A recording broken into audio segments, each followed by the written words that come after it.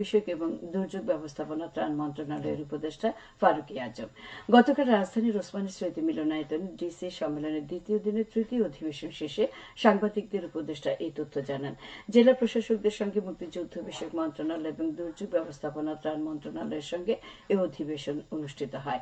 উপদেষ্টা ফারুকী আজম বলেন, জুলাই অভ্যুত্থানে যারা শহীদ হয়েছেন তারা জুলাই শহীদ নামে খ্যাত হবেন। এই নিরিখে তাদের পরিবারগুলো সনদ ও পরিচয়পত্র পাবেন। অভ্যুত্থানে যারা আহত হয়েছেন তারা জুলাই যোদ্ধা নামে খ্যাত হবেন। তারা এই নিরিখে সনদ ও পরিচয়পত্র পাবেন এবং অন্যান্য সরকারি সুযোগ সুবিধা আজীবন চিকিৎসা সুবিধা পাবেন।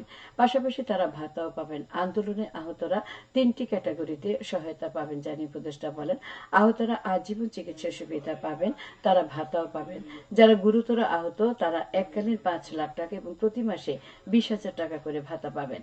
একটি অঙ্গ হানি হয়েছে এমন আহত যারা আছেন তারা প্রতি মাসে ১৫,০০০ টাকা ভাতা এবং এককালীন ৩ লাখ টাকা পাবেন। সুশীল সমাজের প্রতিনিধিগণ উপস্থিত ছিলেন। ভাষা শহীদ স্মৃতি সংসদ এবং জেলা সম্মিলিত সাংস্কৃতিক পরিষদ যৌথভাবে এর আয়োজন করে। আগামীকাল থেকে ৩ দিন ব্যাপী সপ্তম মুরারিচাঁদ বইমেলা শুরু হচ্ছে। কলেজ ক্যাম্পাসে আয়োজিত এই বইমেলা প্রতিদিন সকাল ১০টা থেকে বিকেল ৫টা পর্যন্ত চলবে। এই মেলার বিভিন্ন পর্বে থাকবে একক ও দলীয় সাংস্কৃতিক পরিবেশনা। সিলেটের গোয়াইনঘাট ও কোম্পানীগঞ্জ উপজেলায় অভিযান চালিয়ে ২ ইট ভাটাকে ৫ লাখ টাকা জরিমানা করেছে পরিবেশ অধিদপ্তরের ভ্রাম্যমাণ আদালত। গতকাল নির্বাহী ম্যাজিস্ট্রেট সুলতানা সালেহা সুমির নেতৃত্বে মোবাইল কোর্টের মাধ্যমে অভিযান পরিচালনা করা হয়। র্যাপিড অ্যাকশন ব্যাটালিয়ন ও পরিবেশ অধিদপ্তর এবং ফায়ার সার্ভিস যৌথভাবে এই অভিযান পরিচালনা করে।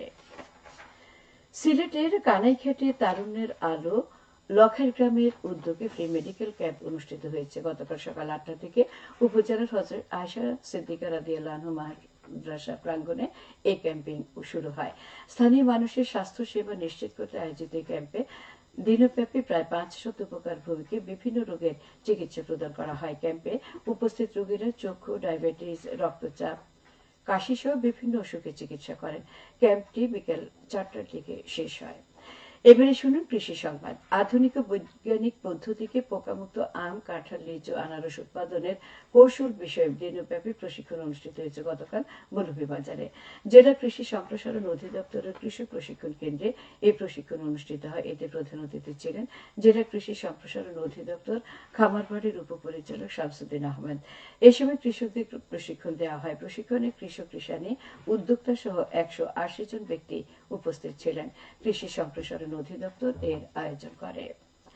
প্রাথমিক বিদ্যালয় গোল্ড কাপ ফুটবল টুর্নামেন্টে বালক বালিকা আগামী ১৯ ও ২০ ফেব্রুয়ারি অনুষ্ঠিত হবে।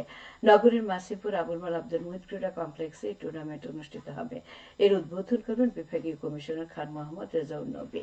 বিভাগীয় প্রশাসন ও বিভাগীয় প্রাথমিক শিক্ষা অফিস এই টুর্নামেন্টের আয়োজন করেছে। তারুণ্যের উৎসব উদযাপন উপলক্ষে প্রাইম ব্যাংক জাতীয় স্কুল ক্রিকেট টুর্নামেন্টের ফাইনাল ও পুরস্কার বিতরণ করা হয়েছে গতকাল সিলেট জেলা স্টেডিয়ামে। পুরস্কার বিতরণ অনুষ্ঠানে প্রধান অতিথি ছিলেন অতিরিক্ত জেলা প্রশাসক মোহাম্মদ নূরের জামান চৌধুরী। ফাইনাল ম্যাচে Syed Hatim Ali school and college ৬ উইকেটে সরকারি পাইলট উচ্চ বিদ্যালয়কে হারিয়ে চ্যাম্পিয়ন হওয়ার গৌরব অর্জন করে। বাংলাদেশ ক্রিকেট বোর্ডের গেম ডেভেলপমেন্ট কমিটির আয়োজনে ও জেলা ক্রীড়া সংস্থার সহযোগিতায় এই টুর্নামেন্ট অনুষ্ঠিত হয়। এদিকে জৈন্তাপুর উপজেলা পর্যায়ে জাতীয় প্রাথমিক শিক্ষা পদক প্রতিযোগিতা অনুষ্ঠিত হয়েছে। প্রতিযোগিতায় ক্রীড়া, সাংস্কৃতিক বিষয় ভিত্তিক কুইজ ও কাবিংয়ের বিভিন্ন ইভেন্টে অংশ নেন শিক্ষার্থীরা। গতকাল উপজেলা প্রশাসন উপজেলা শিক্ষা অফিসের আয়োজনে ফেরিঘাট ক্যাপ্টেন রশিদ খেলার মাঠে প্রতিযোগিতার উদ্বোধন করা হয়। সবশেষে আবহাওয়া।